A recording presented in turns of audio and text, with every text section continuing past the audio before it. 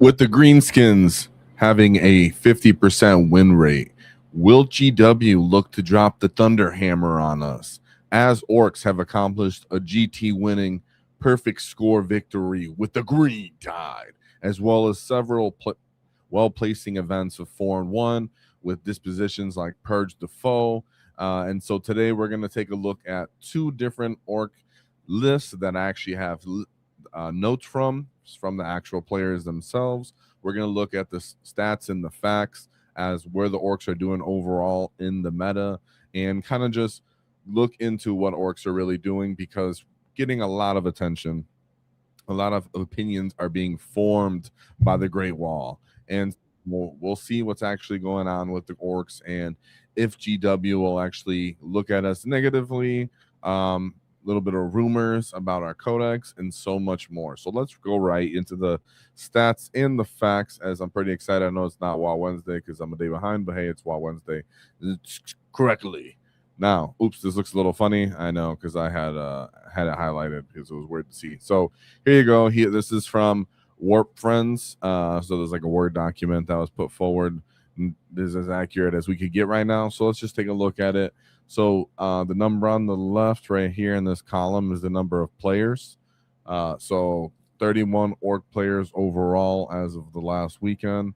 If we look at the dispositions, not very popular. That we have Disruption, 3 players. Priority was 2. Purge was 8, and then 18 Taken Hold. I think that kind of makes sense for the detachments that are looking the most popular, most commonly played. You know, Green Tide, Warhorde, Freebooters are all Taken Hold ones that are the most popular that are being taken. And then you have the Dread Mob, Bully Boys, maybe versions of the Hunt, but I think most likely those are the couple that are priority assets. But the Purge the Foe is the Bully Boys and the Dread Mob for the most part. Of course, there's a couple people that tech into it by using more DACA as itself. But as for the win rate, we're sitting at a 50% win rate. There was 4 events that Orks had 4-1 placings or better. One of them was the Green Tide, where actually went undefeated with the perfect scores. So we have the actual notes from that player as well and their comments. Now, first thoughts about this is maybe Orks are a little better at Purge than we imagined, huh? So one of the lists we're going to look at is a Purge the Foe, Bully Boy style list. And what we'll notice by looking at that is that because of the point decreases along the whole board for Orks, on these Bully Boy lists, you're able to fit another 1 or 2 kind of fighty, killy units, far less action monkey type units that are on the list as well. So you have people that are running 7, maybe more of these kind of combat effective Ork units. So we're happy to see that. That makes sense for maybe why Purge is actually doing a little better for Orks than we had initially presumed. Taken Hold being so popular and doing so well, though, is quite encouraging, because I think that's what a lot of people are going to be playing when they're like collecting their armies and building it up.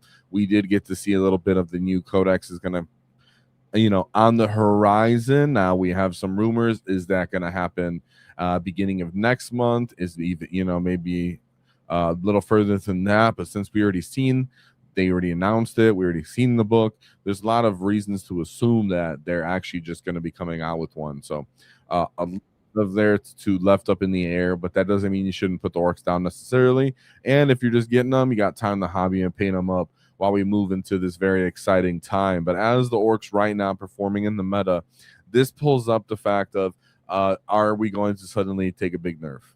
I think there might be a slight tweak just because GW likes to appease the community in some ways, but you know, maybe Boyz, they say go up a little bit.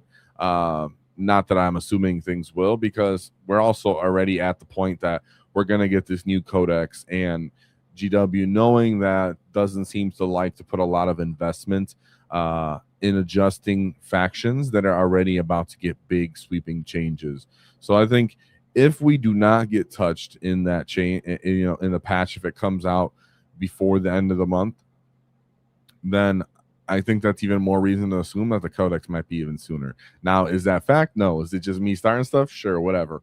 but I think there's a good reason just from pattern recognition that they're doing that. So nonetheless, keep playing with your orcs. Don't get so worried about if we're getting a nerf hammered, because the community tends to just like to get very dramatic when we are doing well, and that's okay, because we strike fear into the beakies, as they know what is coming from the Great Wall. Before we jump back into the video, shout out to Monument Hobbies and their Pro Acryl paints. If you're an orc player, you already know the pain of painting mobs of models, vehicles, bikers, walkers, too many lads at once. And that's why I like Pro Acryl. The paint is high quality, easy to work with, and comes with prop. Before we jump back into the video, shout out to Monument Hobbies and their Pro Acryl paints. If you're an orc player, you already know the pain of painting mobs of models, vehicles, bikers, walkers, too many lads at once. And that's why I like Pro Acryl. The paint is high quality, easy to work with, and comes with properly thin paint right out the bottle, which means less time fighting with your paints and more time getting your wall on the table. So whether you're a new orc player and joining the Great Wall, or you're trying to finish another 20 gets before your event, and check out Pro Acryl paints from Monument Hobbies using my affiliate link in the description. It helps support the channel and no extra cost to you, because the faster you paint, the faster you wall. And as we're back, let's look at the first orc list that we want to take a look at. Is Stefan or Brain. Sorry, he told me himself that it was his name. Now, this is his Bully Boys / Rolling Deff list. He ended up going 4-1 here. I could pull up his. I pull up obviously his BCP. Everybody, we like to look at people's win path and such. So let me make sure I get this up. But as for this one, he did intentionally go purge the foe. It is funny because some people do think, hey, maybe I could just go priority assets. In this case, he said, nah, all gas, nice and simple. It was very easy.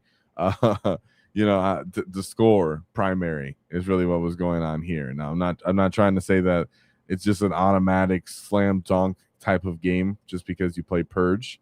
He didn't say that to that degree, but it was kind of, he said that's why he really stayed focused on that. Now, we'll go through his win path. You've seen it was right there, but let's talk about his list. He did give some ideas here, but he said, hey, it's just what I've been playing for a while, and as I realize I can get more and more points on there, and it's a lot of pressure. It's pretty straightforward, his tempo of how the wall is being pulled. He stages up, goes for a wall on turn 2, and then turn 3.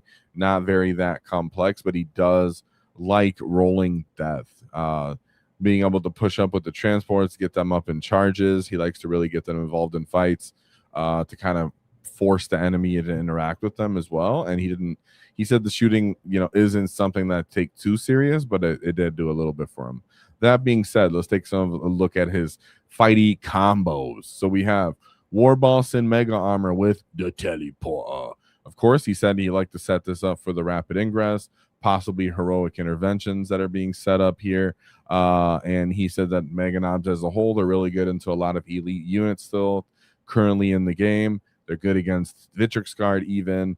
And then he also had them with all twin kill saws, because people always say, well, the power claws are just simply more attacks, still 2 damage. Why not just do them? Re-rolling wound rolls is a big deal, but also -3 AP is a big deal. So he just kind of stuck into that, because that unit is his anti-vehicle, anti-monster type of thing. Yet the beast boss, so the beast boss with the Ed Stompa, and you have the beast snagger boys themselves. He said whenever there's the reroll hits and they're within range to kind of keep doing that and fishing for just 100% accuracy, that they felt respectable in that with that. And the beast boss enhancement itself, it was, let me make sure I'm looking over there too. He said it was also a unit that he felt like he can kind of throw away. Wasn't too much of a big investment for him, in the fact that he said one of those units that he used to kind of get the first fight going off as a bait, or kind of like fighting into skirmish units, was that beast stagger unit. So because it's not so heavy reliant like like a Warhorde where it's I need to get my dev wounds and I deal counter on a unit, he could try to just throw this Beast Boss unit out there whenever he wanted to. As well as the War Boss with 20 Boyz. What I really like to see is he still had this. You have to hold some of your primary, but a lot of the time he said I would just use this to bang it out in the middle, fight it out in the middle objective. And a lot of the time he didn't really care on the importance of this unit either.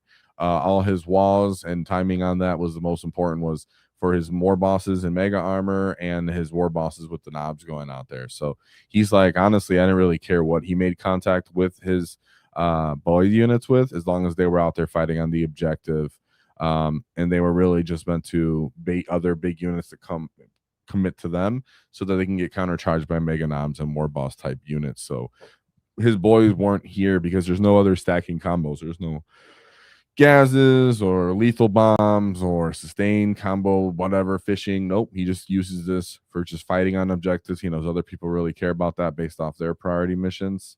And then he has the war boss and mega armor with as the biggest boss enhancement. One thing he also mentioned for his three his three knob units, 2 of them had war bosses and 1 had a big boss, is with any of these units, he did appreciate the potential of having the mortal wound, kind of knob shock, with the knobs. If you do the CP, you get mortal wounds off on that. He said that helped against custodians, Katans, and other high toughness units as well. So armor of contempt was still pretty useful, he said, right now, especially because cover's not everywhere. He appreciated being able to mitigate damage on that to soak more damage. And he did think that cleave did find its place in the game. So he has the big boss on his knobs. It didn't seem like it was that great of a pull for him. Like, it's not like he really liked the big boss. He said sometimes the stains went off, sometimes they didn't, but at least he had another unit that they had the character and they still went out in the combo, so it worked out for him. He was fine with it. As for any of the other units that I wanted to mention, of course, he has WAAAGH on this. WAAAGH gives the speed and the commitment that he can actually reach out and threaten people at all times, not just the initial move 6 inches and such. And he thinks battle shock rules are far more important now as well for when he was going onto this bully. So boarding ramps was also, he said, very important for his battle wagon. He was really glad to have that. So though there wasn't a bunch of units that are appreciating Rollin Deff, you can see he's very focused about Bully Boyz as a whole. He said it did play enough of a role that he appreciated it. So really, this list mostly took benefits from just point decreases, being able to fit that many units on his list. Doesn't have gas, which is the interesting part, but he said, hey, that's what the mega knobs are still there for. He said fight on death is still pretty good as well. So that's all reasons he appreciated them. And knobs still had their place in the meta as a whole. So let's take a look at his actual units he was interacting with. That's right here. Yeah, I said units and not units. His actual lists. So for his actual because I was trying to make sure I have the notes up at the same time, guys. So mind me just a little bit. All right. Let me get this out of here. So how everybody doing? Orks, I think it's awesome that people are excited about Orks. And then it's kind of disappointing and also my end when the first thing I know that Ork people are worried about is getting nerfed, right? It's like, oh no, don't be worried. It's not our whole experience of playing with our faction. I promise. All right, make sure I'm clearing up some stuff over here for you guys. All right, there we go. So everything could be seen kind of easily. I missed I threw their lists over each other, guys. That's why I got excited. All right, we're good to go.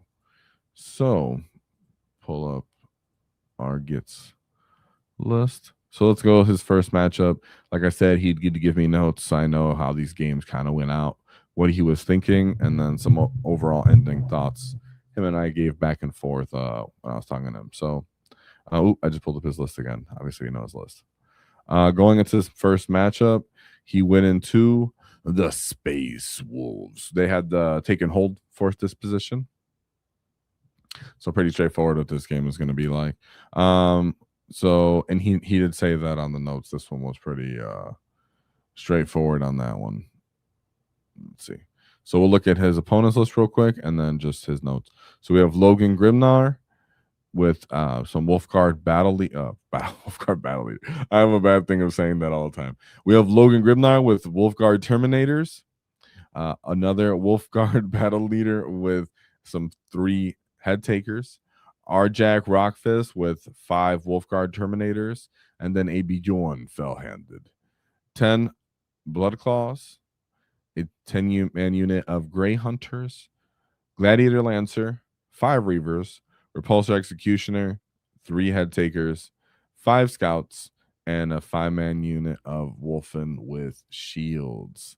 So he said, in all reality, this game was pretty straightforward. I know it sounds obvious, but or kind of short, but as a whole, because this person was trying to take and hold, all our boy did here was stage up with his transports. He had his 20-man unit of Boyz inside of the battle wagon, and then he had his trucks staged all over the corner battlefields on the perimeters with his knobs and the war boss in them. And then he said that as the opponent really committed to the center objective, he just declared his first wall with the Boyz. They came out. Like I said, that he was kind of just committing with the Boyz to kind of hold people and bait more units. So he said pretty much the opponent staged up early, and he was able to just dump almost his whole army into him with just a turn 2 wall. And so then the enemy committed back, and then he committed again on a wall turn 3, and that just cleaned him straight up. So like I said, he really just uses the Boyz and the Beast Snagga Boyz to get into that first fight. When the enemy responds to that, he finishes them off with all the more elite knob type units, and any of the initial knobs that do get into fight from their positioning, he can use fight on death kind of in that appreciating kind of open spot for it. So a lot of strength there, a lot in going into the Space Wolves. Oops, sorry, make sure I had this open. Going into his Space Wolf matchup. So Space Wolves is one of those armies that they're fast, but they really didn't have enough punch back on that kind of Bully Boys matchup because there was just so many units, and he was taking huge chunks of losses out of them. So maybe I'll move this around. All right. So then we go into his second matchup, which this was going into the Imperial Knights, and the Imperial Knights player was playing Purge. I think from what he had it here. He said in this case he was familiar with this guy, and he knew how this matchup pretty much went. So he felt like it was a strong matchup because he was familiar with his opponent. So it was Canis Rex, Knight Castellan, Knight Dester, whatever that's called, triple Arbinger Elvrins, a triple Arbinger Warglaive, and a Inquisitorial Knight agent. Sorry. So for this one, he said, yeah, he was feeling good about it because of the simplicity of how the mission really works. He said it was favorable matchup. The opponent did have to eventually come forward on him just because they were both engaging in this purging. And he said he just called the wall turn 2, was able to commit the Boyz into there, because he goes forward with the wagons, gets the stage up with all the trucks. The people kind of still have to engage with destroying the transports, and they want to because they have a purge also. So back and forth, boom, they both go for that. He disembarks, declares his wall, closes the distance, and can continue the momentum. And so far, based off what he's telling me, at least in some of these matchups, it's really just how many more units he's actually able to do with this and the hidden potential as well. So once he is getting popped and once he is taking the losses, he's not, just stuck immediately in the open and getting double cleaned out, because you see he's still just scoring massive points, at least, and then for the first 3 games, almost 100s. So all three 100s. So on the game night 2, he just said by turn 3 he had already pretty much tabled him. So then it starts getting a little bit more interesting here into his third game, which was into the Drakari. So this was Drazar, with some Incubi, an Archon with some more Incubi, Lady Hamels, I'm not sure who that is, and 5 more Incubi. As his 4th unit, he had Homunculus, some Racks, another unit of Homunculus, some more Racks, and a just basic 10-man unit of Kabalite Warriors, 4 Venoms, a Hand of the Archons, 2 of those units, actually 3 of them, 3 of those big breaks of the Hands of the Archons, 5-man unit of Mandrake, some Scourges with heavy weapons, which is 3 of them. So a lot of units. Eldar is one of those units, armies that has been getting at least some attention for doing well currently in the meta. They did appreciate a lot of these different changes for the most part, and they're already known for being fast. He said he was familiar with this Drukhari player. He said they played on Hammer and Anvil. He didn't tell me the other layouts, which, to be honest, guys, I could got more info from that, like what layouts they actually played out, since we know what the missions are basically based off the disposition. So bear with me, I'll get better at that. This is first time covering this edition in this way, so it's like different notes. But when in hindsight, I'm like, wait, I wish I asked all the deployments. He said he played Hammer and Anvil in this one. He said it's pretty reasonable and easy to stage up from each kind of flank, and he's flooded the center with Boyz on turn 2, like he's been doing when he pushed up the battle wagon. And then he said because of the auto advance 6 on the WAAAGH turn, he was able to charge the battle wagon into the deployment zone. And then he put a unit of Mega Knobs in the wagon after the Boyz had already got out, and they had punched the elves after they were able to disembark. So by the end of turn 3, he had pretty much just tabled him. So even though I said dumb when I said that, to be clear, he started with Boyz inside of them. The Boyz got out, moved into the objective. He moved the battle wagon up alongside them. The Boyz got out in the wall. He used the battle wagon to commit a charge, got an auto advance 6 from it, charged the enemy. While the enemy was in a fight with that, then he disembarked the Mega Knobs on his additional WAAAGH turn, and then they were able to get a charge off from within the enemy's deployment zone. So just straight giving it to them in their faces, full tilt, full momentum on that one. He said the terrain was a really big deal on how he was able to kind of close in on the enemy in this case, and flooding the enemy's center objective as a whole with the battle wagon and the Boyz and the 10 Snagas was kind of the way he played it out on every game with how this rolls out. So by the time the enemies respond, that's not really a huge point investment for him, and he can continue to kind of build momentum with more of a WAAAGH. So he said again, by turn 3, he had pretty much tabled his opponent here also. So that was cool, going into another Mega Knob matchup in there. And then now we'll go into his 4th game. This is what he actually takes as loss. Let me clean some of these up. Because I had too many slides open. So it's always going smooth until it's not, right? So now he goes into his 4th game. This is when he takes his first loss and his only loss into Chaos Demons. So Chaos Demons got a huge glow up in the edition. Obviously, Psychic ignoring modifiers is great. In this case, they're using Zeech, so the Lords of Changes. They're really good at killing elite infantry. Their AP is way better now because everybody doesn't have cover anymore. So all in all, this is actually quite a strong little detachment. So we have the Caliphate of Chaos and the Centralizing Legion. So he gets to like offer rerolls with these little coins. They're not really coins. People use coins technically. So he gets to kind of do a lot of rerolls as well to be more reliable. As for this one, if I remember making sure. Yeah. All right. So let's look at this list real quick. We have the Fluxmaster with some pink horrors, a Demon Prince with wings, a Lord of Change, another Lord of Change, and then a third Lord of Change. Yay. Some Flamers, 3 units of Screamers. So these guys are good for like killing a truck. You know, they're not really that good at like fighting stuff. They do all right against like 2 in infantry and such. And then triple skull cannons for what they are. You know, they get to hold their spot, shoot down field, tow in. Also acts as a little bit of a screening unit. So it's really the Lord of Changes doing a lot of the heavy lifting. And then everything else is just a little bit hard enough sometimes for Bully Boy units to kill because of their invulns. But doesn't mean you can't. You really can kill a lot of these other things. It's just that they're also effectively good at killing you also. What was his disposition on this one? Priority assets. Yeah, so he selected priority assets. So for the priority assets for this one,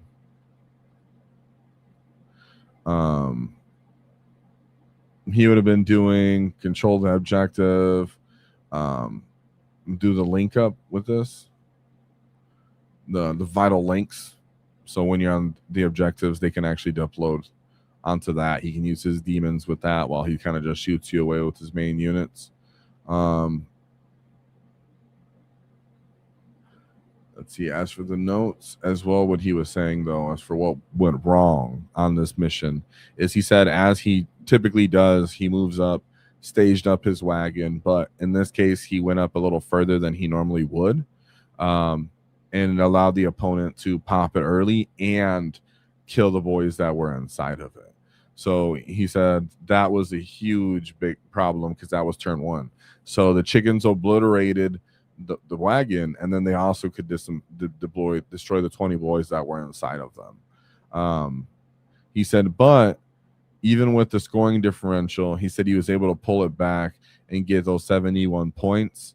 But for the most part, he said that he was able to hold his chickens kind of back and interact at will with Brian's elite infantry units, and using his screamers and the flying guys and those pinks, he can kind of hold them back and kill them at his will. So, sorry, I almost sneezed right there. So he said he wasn't really able to make contact with the wall like he really wanted to and clear them out. And so even if he did make partial contact, with like a Mega Knob unit, it's really hard to one-shot those chickens if you don't really have enough volumes. And in this case, he really doesn't. So he said in all that the enemy was kind of able to kind of force the range of this fight. And for that, he lost out on that one. So, yeah. So if we go back to his list, now, he didn't mention, and this is probably something I could have asked in the future, of what he did with WAAAGH in that matchup, right? So on his other ones, it was pretty straightforward because he could just choose at will who he was going to get into a fight with. But in this game, he didn't mention what WAAAGH really did for him, which I actually would want to know. So in the future, if he sees this, what did WAAAGH do? I'm going to ask him right now. Oh no, I forgot to ask him that for that one at least.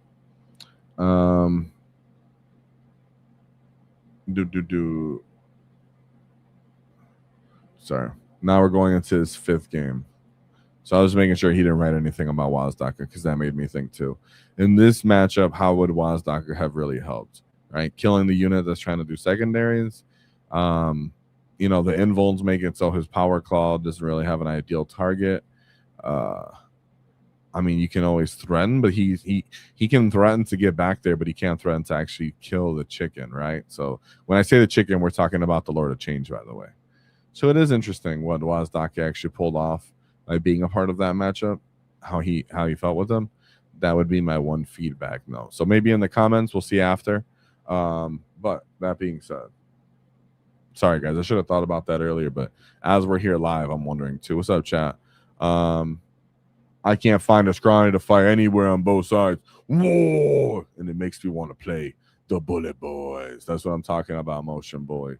Yeah, for real. I mean, I'm glad people are enjoying Bully Boys. From what we've seen, we're still going to have Bully Boys in our codex. We don't know exactly how it's going to function.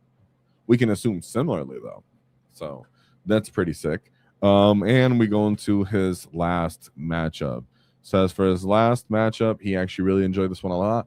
It was Raven Guard, this Librarian's Conclave, plus Shadow Mark Talon.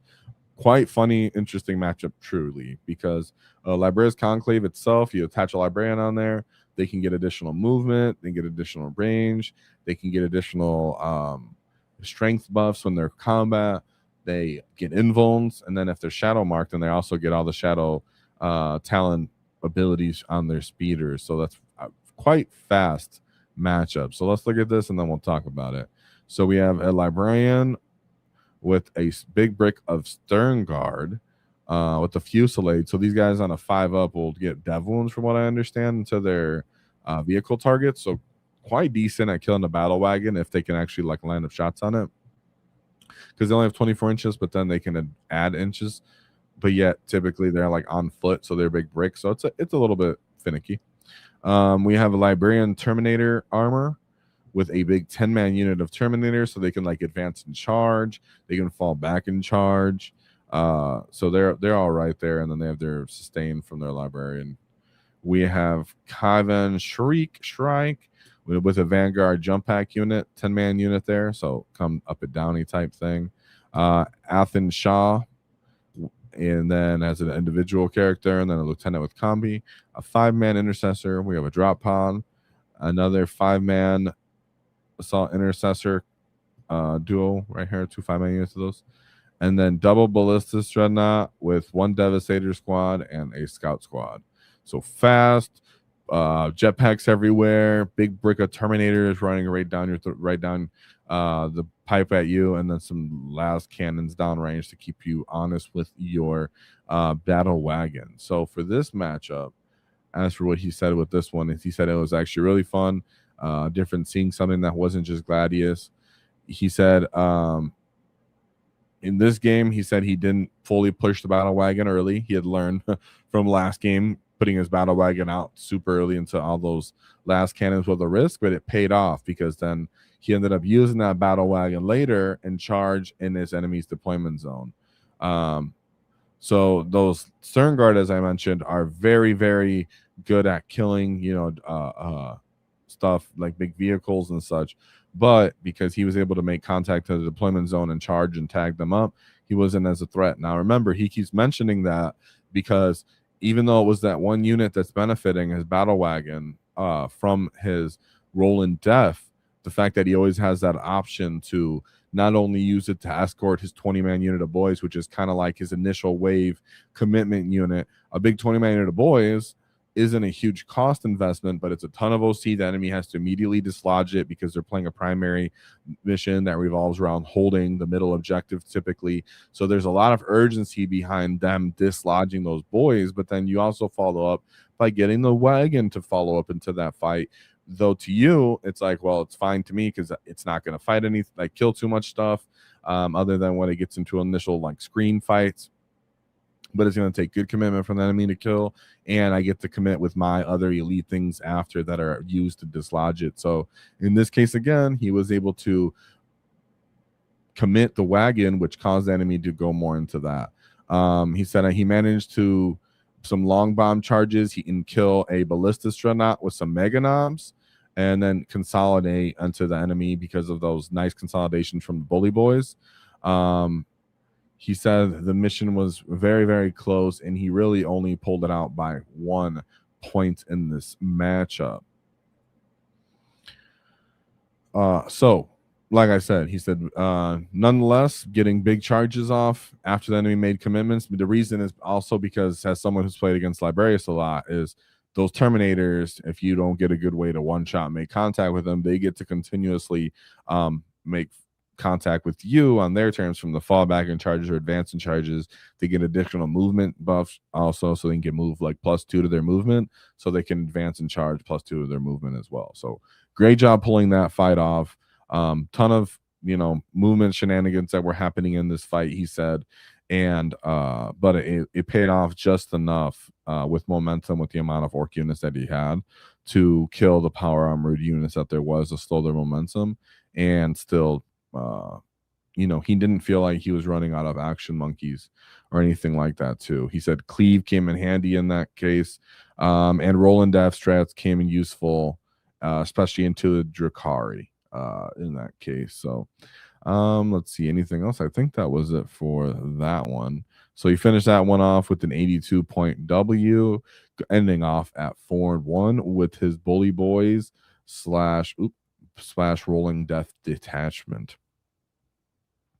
So if you want to see anything more about this, let him know in the comments. He can probably respond, or I can after I hear a little bit more about him. So great job to Stephen Brain, because anybody who does good at events, reach out to me. If you find good lists you want me to do them, reach out to me as well. Sometimes live I'll cover it. Sometimes I'll come back to and do it the following stream. So there is a live stream channel on the Discord. You reach out to me on there and at me, let me know. Maybe I'll react to something right there in real time. So if you're here in the live chat. But as for this, we have the big War Boss Mega Armor. These guys were coming in typically on his secondary wall. But if he could, he would put them in a truck, use them up to position, and just commit with the biggest boss and the Mega Knobs into charges, just hoofing it up the field. Because of the hidden ability, people aren't that afraid to actually stage up.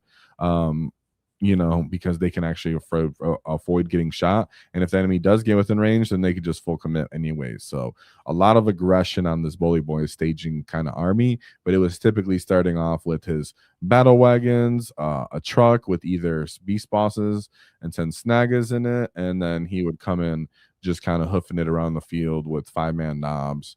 And then WAAAGH being able to commit also on that early wall, getting him wherever he needed him to. So don't sleep on the Rollin Deff, supplement your Bully Boys list. It was already one of the most favored ones, and good reason for that. So congratulations to this kit, and let's move on to the rise of the Green Tide. So of course, this list was the #1 orc performing list. This comes from High Stakes 40K, so check him out on YouTube himself. He has his own channel, but he's actually a member of the Great WAAAGH. He's been here for a long time, and his name's Damian. So Damian came forward with his Green Tide and performed with a perfect 500-point double win path here. So let me erase some of these other things that I have up. And he was actually happy enough to give us some notes for the Great Wall so we can talk about it and actually learn from this as well. So here's his path. Boom. He was very prepared. He overcame a lot of grudges, a lot of grudge matches and people he wanted to overcome at this event. So congratulations to him, and happy for that. He gave us some notes that we can talk about and go over as to what he was feeling like. So he's active in the Discord, so a lot of people can say what's up to him. Make sure you leave him a comment to give him some love for him taking the time to do this. So here is his list, pretty straightforward. And there was some good questions that were brought up in the Discord themselves when we actually look at this list that were brought forward. So first of all, if you look at on the BCP, it says that the Weird Boy was on his own and not with the 20 boys. He said that he definitely had the boys and the Weird Boy attached as a unit. So that was intentional. That's exactly what he wanted it to be. Therefore, that's how we're putting it on, because that's how it was played in the event. The next big thing that we should talk about that should be pointed out here is he was playing it as the rule is written currently. And I know that there has been some events, some people that are ruling it differently. So always make sure you ask your TO. But what I'm talking about here is that he has 2 leader characters and a support unit on his 20-man unit. So on 3 of his mobs, he has double leaders and a support unit. Now I know that some people are saying they rule against it. He was asked about it. If he did this, it's okay. He would still bring the units down to just being 1 leader and a character. He could bring in another 20-man unit to Boyz. He would drop the DACA rig if he wanted to as well. So there was a lot that he could still do with that. He said he would probably bring in a commando if that was the case as well. So there was things that he could still do with this that it wouldn't change it too much. He gave multiple options out there. So like I said, Unit 1, Big Boss, Gazgul, Pain Boy, 20 boys. Amazing combo. Obviously, what we're going here is we're going to give Gaz is now getting sustained from the Big Boss, and then Makari is giving the unit lethal. So it's lethal 5+, sustain lethal 5+ on the wall for that. Absolutely blending anything. This unit was super fundamental to this, because on the priority asset matchup or on the opponent's take and hold matchup, he had this unit that could just destroy anything in the game for him. he said, right? So when the people would say, well, I'm playing this mission, I'm going to full commit for my take and hold, put this weird Achilly or this death ball or this hyper elite tanky unit here. Well, Gaz with the big boss is a Warhorde equivalent unit brought to the green tide. Honestly, maybe even better because you have full rerolls to wound in this, so it makes it crazy potential into this. And so yeah, that was actually a highly important unit. And so if that changes, if people decide they're not allowed to do this, then of course that would make that tool a little bit less viable, but very important for what it was and how it was being run. The second unit was a big boss and then a war boss and a pain boy. He had brutal but cunning on there. This detachment as a whole is very, very, very important on CP, right? It lives off CP for all the green tide and for its tactical brigade utility, which we'll talk about that as well, because this is not green tide and more DACA, right? This is green tide and tac brigade. So this is like green tac. So the reason why he had the big boss and the war boss, very straightforward. He wants these units just to their killing potential. So he's giving them sustain. He wants the war boss to get into that fight. Pain boys regrowing dudes back up all over again. Bada bing, bada boom, pretty straightforward. The weird boy and the 20 boys, this is for whenever he had to be aggressive. He had a WAAAGH Guts mech. Now, as for the WAAAGH, it was really just a disruptor. He really sometimes just need to focus on an enemy unit that he has to kill. If it's an elite unit, sometimes he has to tag an enemy unit early to kind of get them from getting into a firing lane or being able to really interact with him in a way that he can't risk on his normal boys.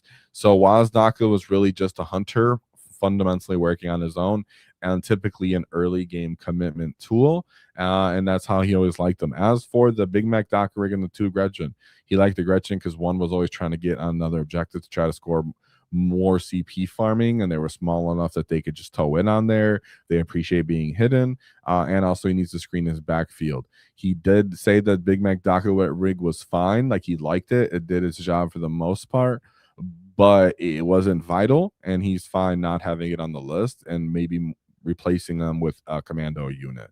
So how this list ended up playing out a lot of the time, because just to kind of play it out in your head as we look at these matchups, as we're going, he kind of like a rinse and repeat thing, as we seen earlier with the bully boys too, is he is very aware of how hidden can benefit him, yet that if he tries to live off it and hold his position, that the enemy can come crashing down on him first. So it's very much a lot of stage up with a whole bunch of mobs, get the enemy to commit a little bit, and then full wall, use that first layer of guys to control the space, and then to get the commitment from the enemy. So as we look at these matchups, keep in mind that this was his plan and the dynamics behind how he runs this list. I love that he has 100 boys on this list, and he still has those characters that he can have as well. So like we said, if you can't take all these characters, it's fine. You just end up just taking some of those characters and put them into the 20-man unit of boys, using some of those leftover points to get some commandos on the list. Bada bing, bada boom, no problem. So let's move on to his matchups, because we have some notes from them. Yeah, and hopefully we can just play it out, because I love Green Tide, and I'm really glad that he did great. Ooh, one thing I should mention here what's the point of Tactical Brigade? So Tactical Brigade here, and if it's crucial, if it's a big deal, right? He said it's 100% crucial because of the fallback reactive move that you have available here. So when you use one of these big mobs to get into a fight, specifically Gaz's, right? Let's say you get into a fight, you kill something, and then you can consolidate and tag something else. The enemy typically has to fall back from you in order to interact with that 20-man unit with their full potential. You reactive move 6 closer to them. Now you're also still holding CP in your back pocket for a surge move. So if the enemy after wants to double whammy combo you with offense, you always have the potential to fall back into them closer. You can't necessarily into them with Tactical Brigade detachment, but you can get closer to them, and then you can surge into them and actually be into combat with them on grounds that they don't want to be in. So really a lot of the time was just once you made contact with your wall unit, you touch as much stuff as possible. That way, when the enemy falls back from you, you can get a nice 6-inch move off of that, and then a surge move off of that, and keep the momentum going into the enemy.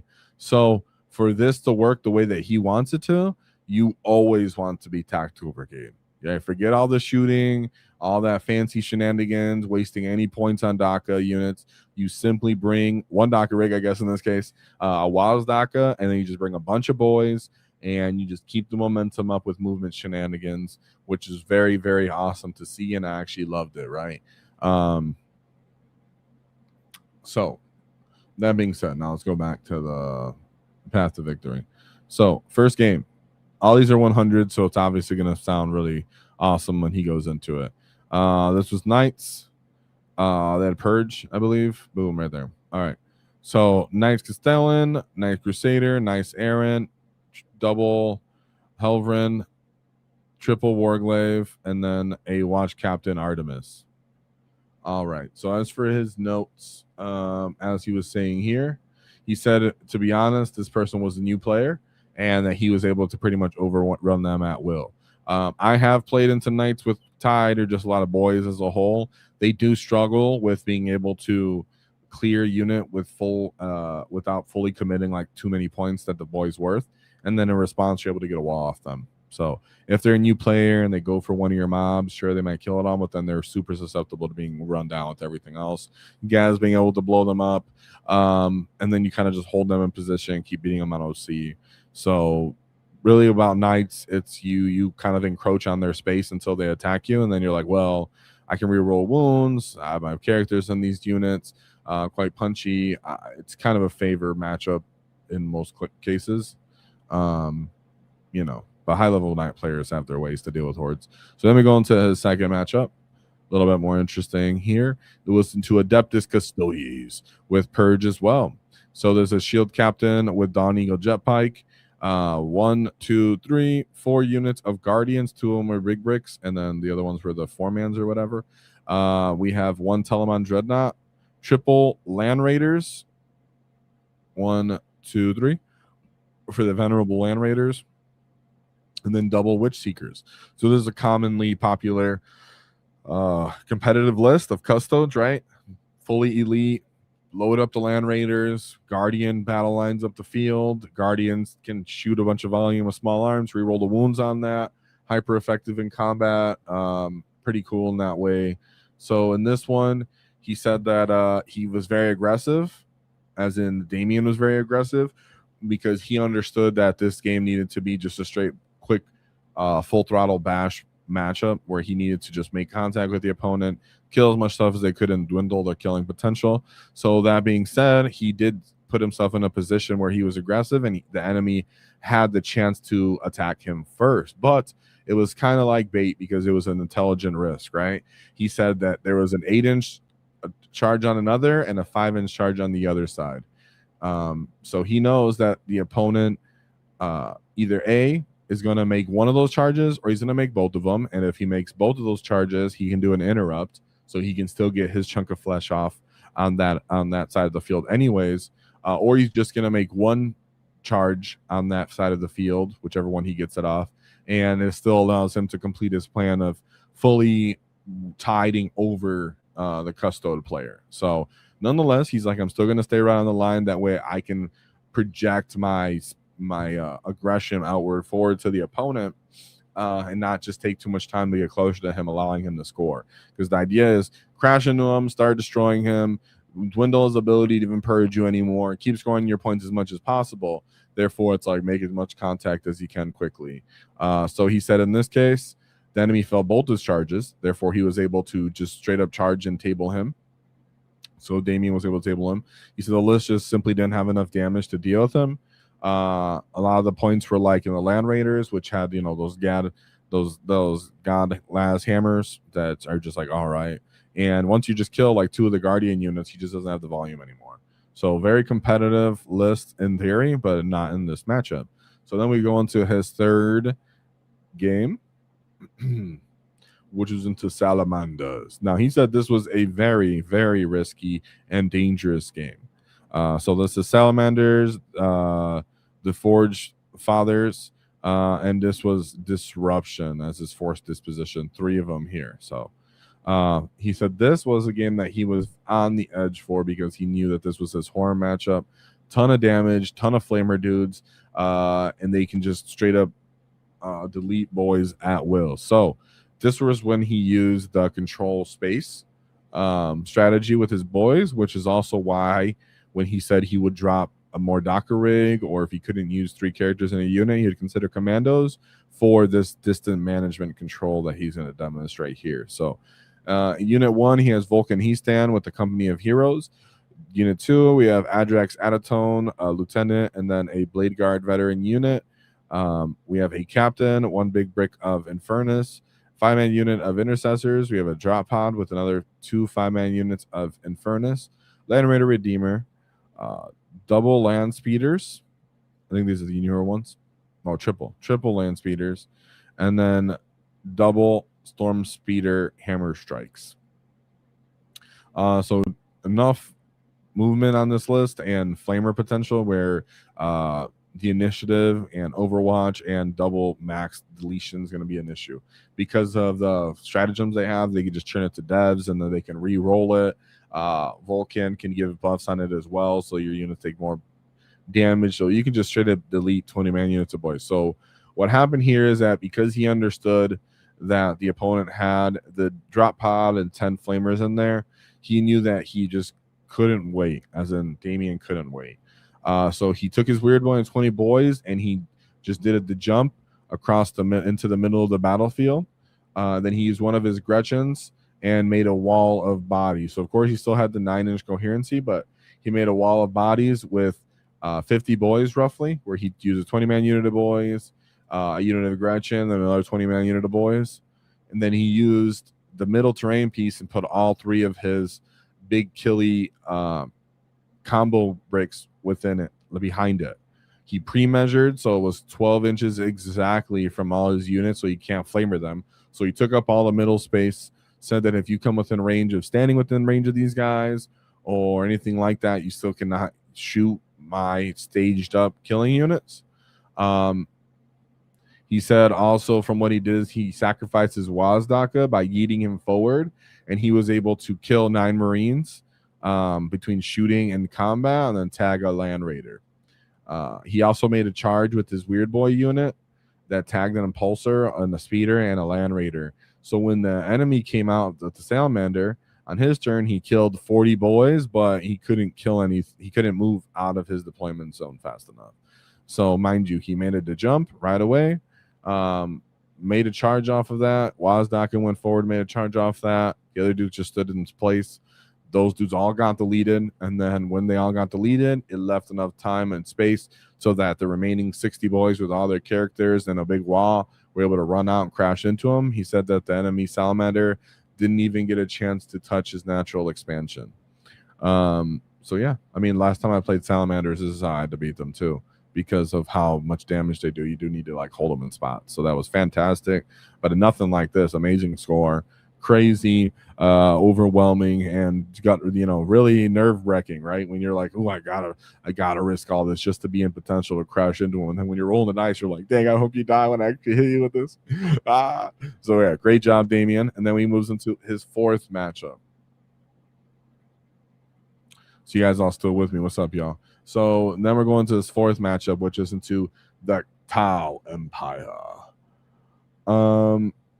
So this was Purge the Foe with cause acquisition and retaliation. So we have a commander in battle suit. We have some knife fight battle suits, a cold start with battle suits, an ethereal, a twin lance, knife fight battle suits, starsight battle suits, ghost keel, Kroot riders, some pathfinders, 2 of those, double riptides, a sunray gunship, double stealth suits. So of course Tau reigning supreme currently in the meta. So for this one, he said it was a similar mindset to dealing with the Salamanders. Serious damage. The burst cannons were a big deal. So win condition was very similar to the same, where he said I just had to push them. He used his WAAAGH turn 1, advanced him forward. He had the Docker rig come out too, kill 10 Pathfinders. He made, again, with the boys, he used to make a kind of a line in the middle and stayed the other boys within hidden terrain and pre-measured them so that none of the volume units could actually make contact with them. He placed WAAAGH in a way that, you know, that his Cold Star suit couldn't really make a counter charge in and land. But nonetheless, he himself got a 9 off with his WAAAGH and killed 2 units of suits. When the enemy came out, he had to kill all of Cooper's screens, but he was also screening with his guiding units. So in response, he said he just wad into those units, killed half of his army, but then his damage wasn't enough, and he wasn't able to push out of his deployment zone. So again, he's using his WAAAGH, he's using his his weird boy with his 20 boys, and what other units he can actually made it up to midfield sooner to create that spacing measuring so the enemy can't land within range to, you know, toe in on the terrain and shoot him, for example, and such. So he's forcing him to shoot the units that he wants to, while he stage up all his more key and fundamental units. Like I said, if he had commandos, he said he would have just used commandos more for that if he could as well. So then he pulled out another 500 point there. He said, I mean, never really left his deployment zone after that. And then he goes into his last game, which he said he was familiar with this Git and that he was a team member. So he doesn't have the guy doesn't have the list here, but he said that this guy was in a 30-game win streak. He won multiple GTs and events. He said his list was a Warp Forge, double Defilers, 3 Forge Fiends, 12 robots with a ton of damage. He said on turn 1 he killed some robots. Once he yeeted up 40 boys forward and staged the 60 behind, the enemy can respond. And then he able to run WAAAGH forward, kill a Forge Fiend, and kill some robots. And then turn 2, he did his full commitment on the WAAAGH, and it was kind of over from there. Personally, I've had some T-Suns experience. They do have crazy damage, but they're low on OC. They're not super fast in those ways either with those units.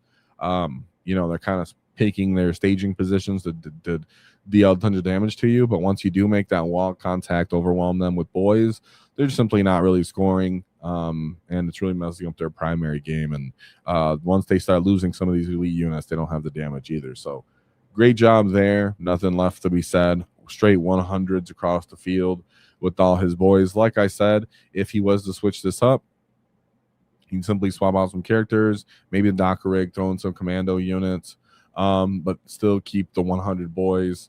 All the War Boss, the Pain Boys were amazing to regen dudes, and then the Weird Boy for the games that he couldn't stay back. He had to commit to taking space, threw 20 boys forward. It did take enough commitment from the enemy that he could still respond and be devastating. So fantastic job. Orks coming out right now into the meta hot. Definitely so many different ways to pay. Also, make sure you check out Damian. Make sure you check out High Stakes 40K, crazy editing skills, and stuff like that. So I don't know if he's going to be able to cover this. So if you see his videos, leave him love. Tell him it's come from WAAAGH Tactics, because we do love to get. And I like when people are able to actually give notes and talk to us about their events.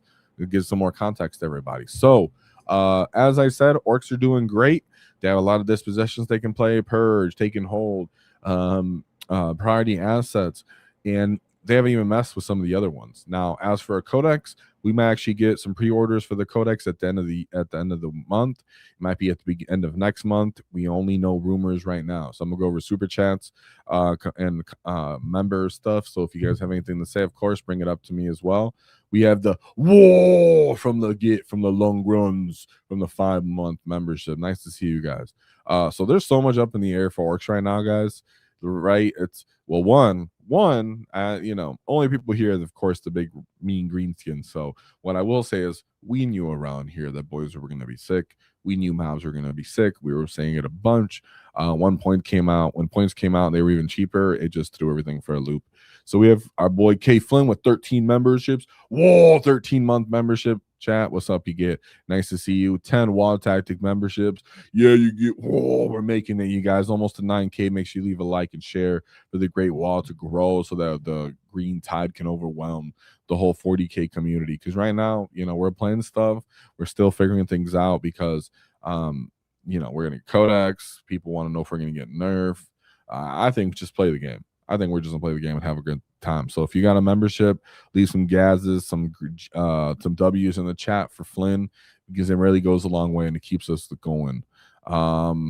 We also have Flynn saying LGS owner convinced codex to be at the end of July. Exactly, right? And if he's telling you, he might just be telling you the truth anyways, because they know ahead of time, like about a month, what they're getting in their next shipments and stuff, or sometimes 2 weeks. So if he's saying that, he might already know something that he's letting you know indirectly. Huge membership from Suicide Gambit with 20 WAAAGH Tactic memberships. Whoa, for the Suicide Gambit. Let's get some W's in chat. He says, welcome to the great war. Exactly. Thank you very much. It's super generous of you. And it goes a long way, and it means a lot. You know, me personally, right? You know, I still got some stuff. You know, I got a bunch of Boyz on deck. I got all the characters. I want to play with Docker rigs. It's fun. As right now, it's like, well, playing Green Tide is kind of obvious because, you know, you're just all straightforward on the data sheets. We're doing the same thing over and over. I don't know if stuff's going to change, so I don't have to relearn. So I get why people are playing that. But then you have fun detachments that are mixing up, and there's so much stuff to do here that there's like not enough time to even play everything enough to get the full experience, and then we're gonna get taken away. So it's like, where do we go from this? So thank you very much, Suicide Gambit, because it's really great for the Orks. And you're saying there's a squiggy list. You gotta let me know. I think someone did tell me about this, so maybe next week I'll have to go over it. But at me so we can know for sure. The Bad Dog with 10 WAAAGH Tactic membership. Whoa, to the very generous community. Thank you, you kids, for keeping us and the great green growing and the green boys still spawning out of here, because we have a lot of content to make and go over with everything that's coming out. So I'm pumped, because really we know that Green Tide is doing well. We assumed, because the game's very much straightforward about, well, it's easy to score primary. We just have to fight for an objective. So bunch of boys, cheap, go fight. That's cool. But there's still other stuff that's working, and it's pretty exciting, especially when people were super poo-pooing about where Orks were going to be, because we weren't going to shoot anymore, whatever. And then someone else was, and thank you very much, Bad Dog, because me and you were going to fight, but also because it goes a long way and it keeps us alive. But someone else was saying, does a weird boy give them deadly demise? Currently, as it's written, again, you have to do a TO thing.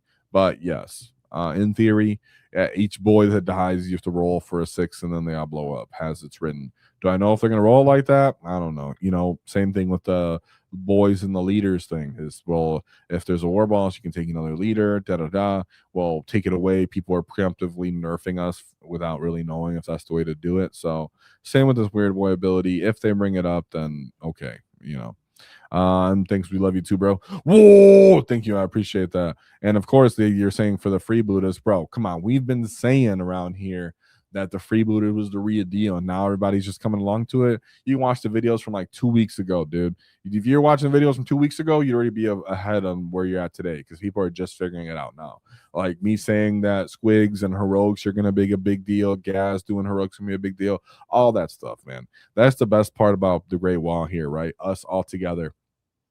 Is that the lot of stuff I learned and that we all do together, it really is because I reflect the Ork community itself. So we learn because we're all together learning at the same time. It's not just me, one dude, being like, oh, let me relearn this faction since it's popular now.